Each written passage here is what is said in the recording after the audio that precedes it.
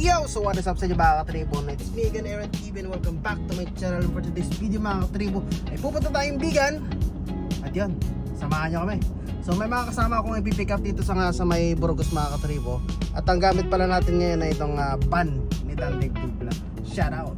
Kaya naman, let's go na. Bigan, let's go! For the seminar! At dito nga mga katribo ay pupunta na nga ako para sundayin na nga yung mga kasama ko na magse-seminar nga doon nga sa may Bigan City sa may Ilocos Sur. So tamang chill ride nga lang tayo dito mga katribo dahil hindi naman tayo naghahabol ng oras nga na pagpunta doon nga sa may Bigan City, Ilocos Sur. At mag-iisang ba na nga tong vlog natin mga katribo at hindi nga siya may edit mga katribo, gawa nga ng medyo marami tayong ginagawa sa school at sa trabaho. Pero shoutout pa rin sa mga nag-aabang ng mga vlogs ko mga katribo, napaka-solid ninyo, we love you so much. At pagkatapos ko nga magsundo sa Infanta, Burgos at sa Mabini mga katribo ay nag-stop over muna kami dito nga sa may Alaminos dahil may hinihintay nga kami isang kasama namin dito. At eto nga, on the way na rin kami sa papuntang Bigan. At eto nga mga katribo ay binabaybay na nga namin itong daan nga dito nga sa may La Union at papunta na nga ito ng may Ilocos Sur. At dito nga mga katribo ay medyo mahaba nga yung daan ng Alaminos papuntang Ilocos Sur mga katribo, kaya naman medyo inumaga na tayo dito. At eto na nga mga katribo ay nasa boundary na nga tayo ng San Fernando, La Union at ng Ilocos Sur. At so far nga mga katribo ay medyo smooth nga yung naging ride natin dito mga katribo at hindi nga tayo nagkaroon ng konting aberya mga katribo, thanks God. At pagkatapos nga ng 2 oras mga katribo ng pagbibiyahe, nakarating na rin nga tayo dito sa may Arco ng Ilocos Sur. Sa wakas mga katribo at makakapagpahinga na rin tayo ng konti.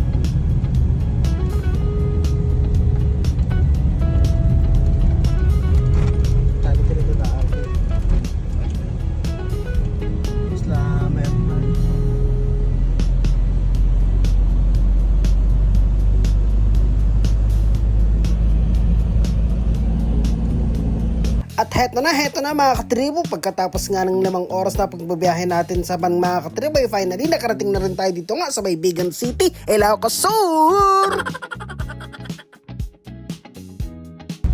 Ha? Pegas tayo daanan nito yun.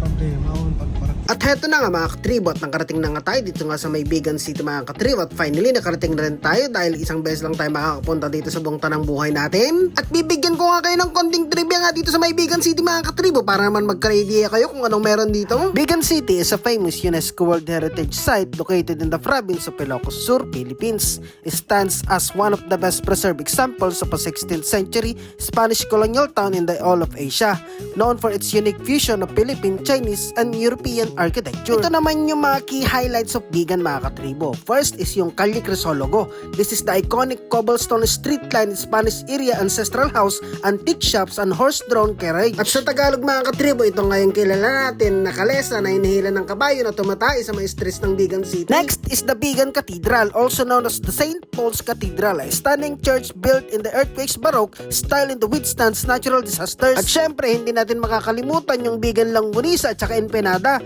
the city's signature culinary treats featuring small, plum, garlicly sauce on a crisp, orange-hued rice flour, turnover stuffed with green papaya, egg, and at hindi ko na nga mabalikas yung mga pinagsasabi ko mga katribo, kaya naman pakinggan nyo na lang at manood na lang kayo sa vlog ko. At yun nga mga katribo, isa-isa natin pupuntahan at titikman yung mga delicacies nga dito sa may Bigan City, Ilocos Sur mga katribo. Bantay!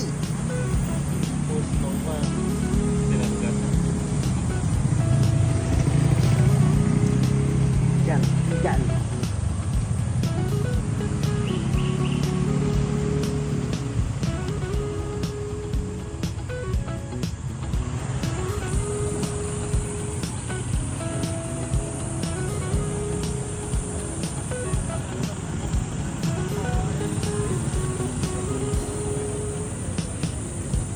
Dito nga mga katribo, pagkarating nga namin dito nga sa may Bigan City mga katribo, ay tinikman namin tong sinanglaw na pinagmamalaki ng mga taga rito na mga Ilocano. Yan main. So sinanglaw mga katribo, sinanglaw is traditional rustic Ilocano beef offal soup that serves as a famous culinary pride of Bigan City. It is highly celebrated for its bold, complex flavor profile that balance sour, savory, and slightly bitter notes.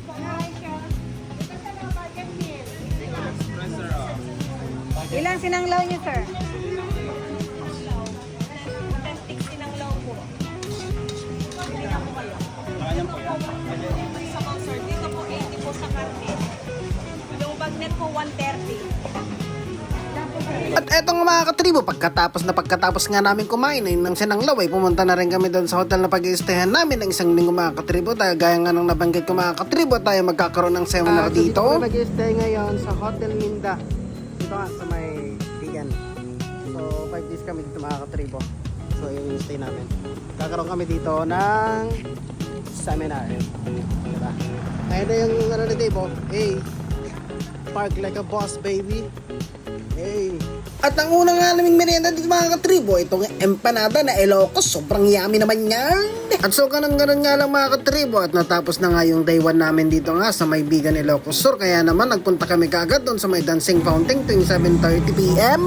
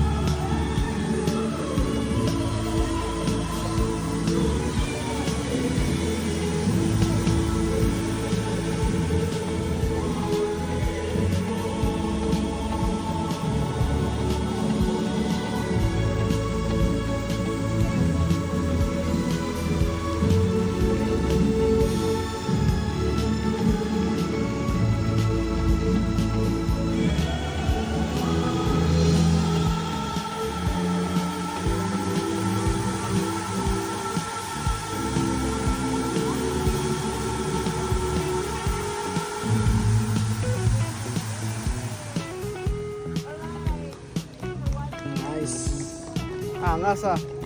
Angas. Yun na yan. Yun na daw yun. Yun na daw yun.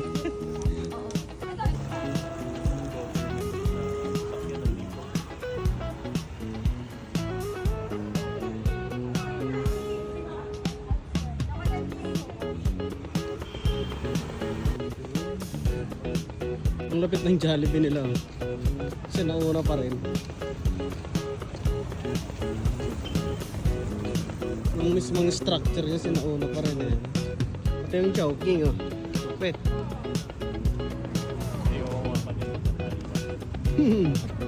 Ang galing eh na.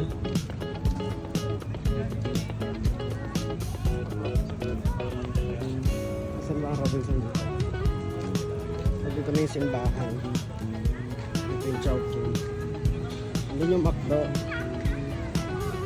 Ah, doon tayo galing kanina. Doon tayo nag-park oh. Doon tayo galing. Parang umiikot tayo.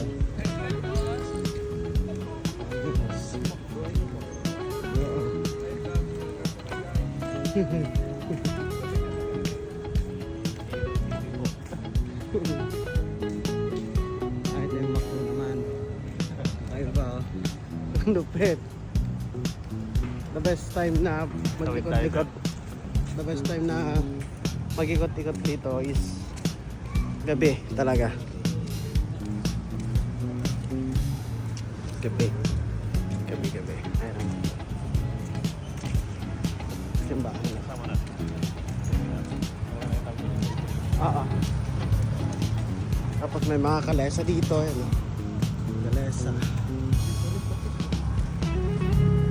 May pati sila doon.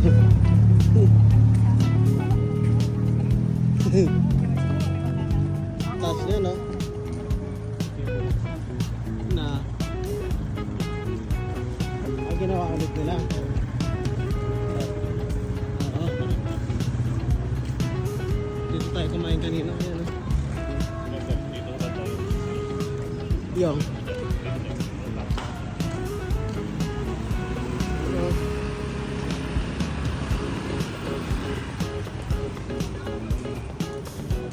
tayo galing kanina. Ito kami kumain kanina. Karating na pagkarating ko kanina.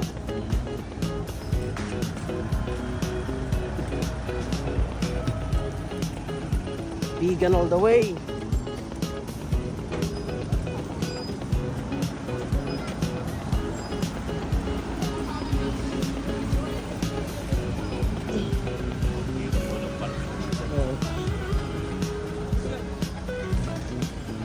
Palakasan lang ng guardian angel. Daming tao dito.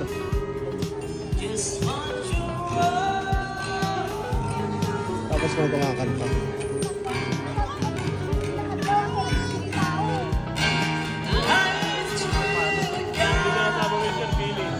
$300?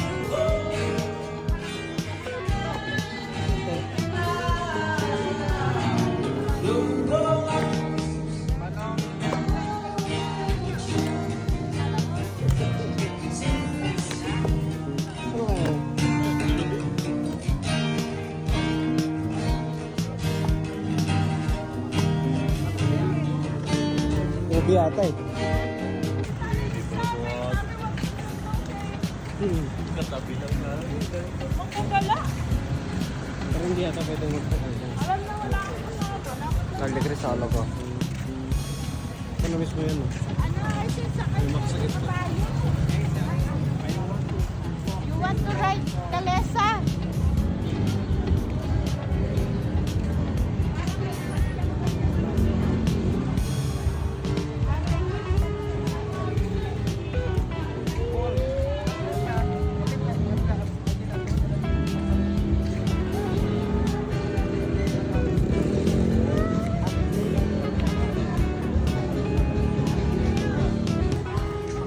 Ganda dito. Pogi. Mas may mga kalesa dito.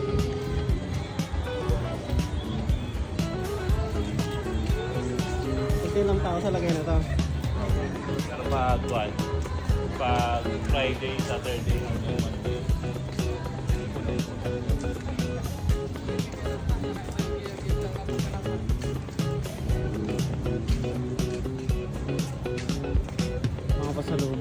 palipad ko. First time. Diretso to? Pero di ba bawal? Hindi pa naman na. Hindi pa naman. Hindi pa naman sir. Basta lang mo lang pero hindi mo makikita ang insan. Sabi. Kailangan maglagay ng strobe light. May strobe light ako eh. Hira.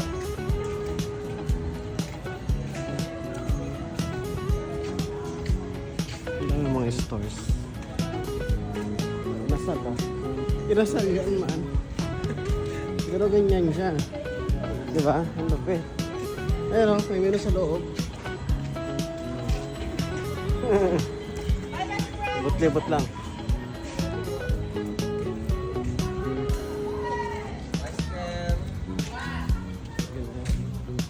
Malupit. Hanggang doon pala sa dulo. Malayo to. Malayo. May nakarating sa tuloy ito.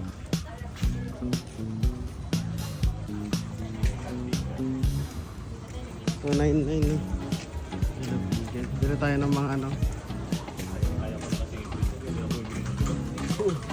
Mga souvenir.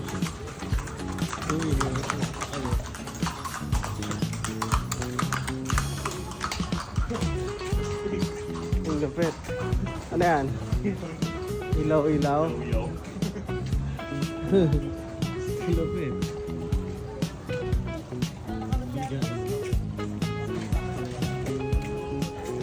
Mga bags na. Strawberry taho. Ayan.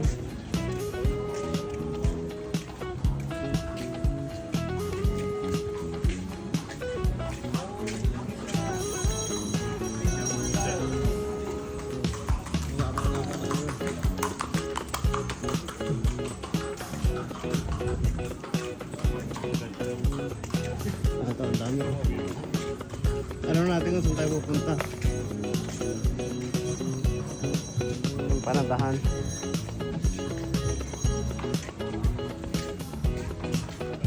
Umiso pala yung Starbucks yan.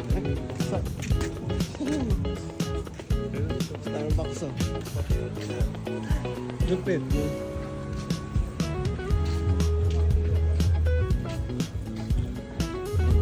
Ayaw ko lumabas.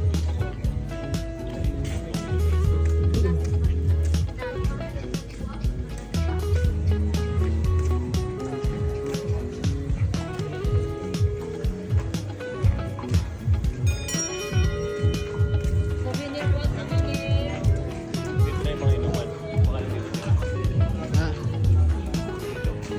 At pagkatapos nga ng day 1 mga katriboy, eto nga, day 2 nga naman ng ating siyamiran mga katribo. At eto nga ang ating almusal ngayon, isang itlog at saka ilocos langgonisa at isang sabaw na hindi ko alam kung ano yan. So syempre, kaya tayo nandito mga katribo ay para nga sa seminar at para tayo ay makinig mga katribo sa kanilang mga sasabihin at makinig at mag-aral mga katribo. At eto nga mga katribo, pagkatapos nga nating makinig ng mabuti mga katribo, eto nga ay merienda na naman. So hindi ko alam kung anong klaseng pagkain na ito. Ang alam ko lang dito, itong minute pulp. Basta itong parang tinapay mga katribo. Ang alam ko dito ay hopya na kulay green. Tapos yung rekado nga dito nga sa may pansit mga katribo. Hindi ko alam kung ano yan. Tapos ito naman yung lunch natin mga katribo. Ito nga yung ilocos pinakbit mga katribo. Tapos may mushroom na sabaw pa. At ito naman yung merienda namin ng alas 3 mga katribo. Ito nga yung palabok. Tapos yung tinapay na hindi ko alam kung anong tawag. At ito naman yung sa may dinner mga katribo. At bumalik nga kami dito sa may dancing fountain mga katribo. Dahil 7:30 na naman. Captain Juan de Salcedo, a Spanish-Mexican conquistador, is situated at the center of the plaza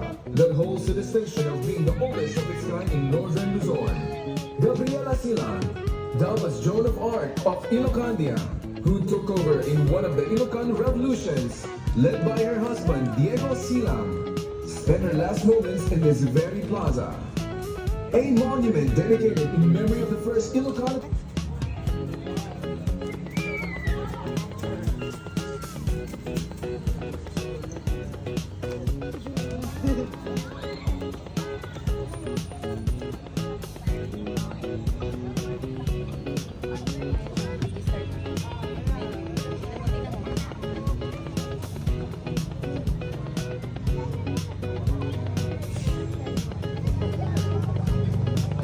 Ay, ano may akyatan? Tara.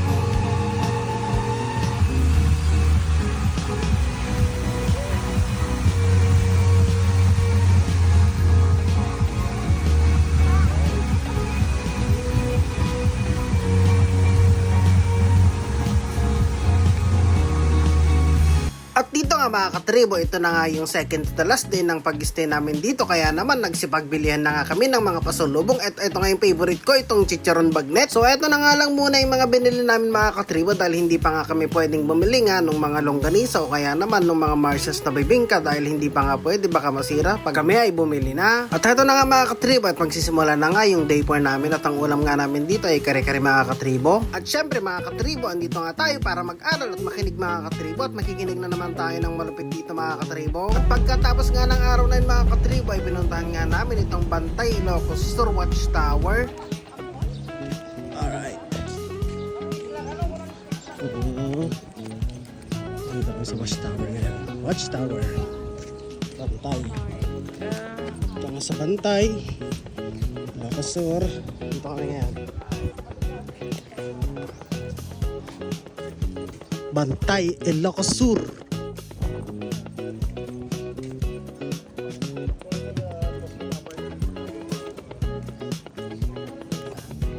Okay. Dito na tayo ngayon. Bantay Watchtower. Para makalimlim sa'yo dyan ah.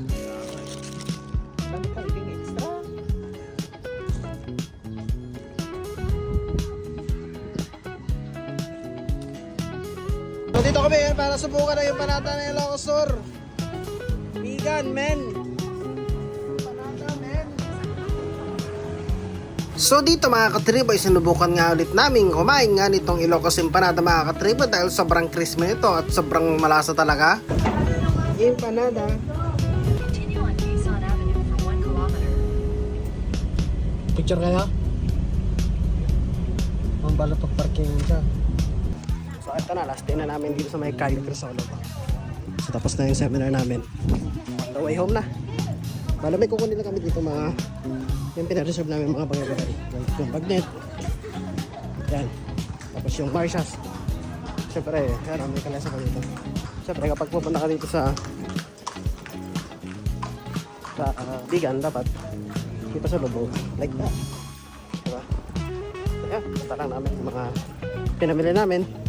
And then, go home na. Bounce back. Let's go.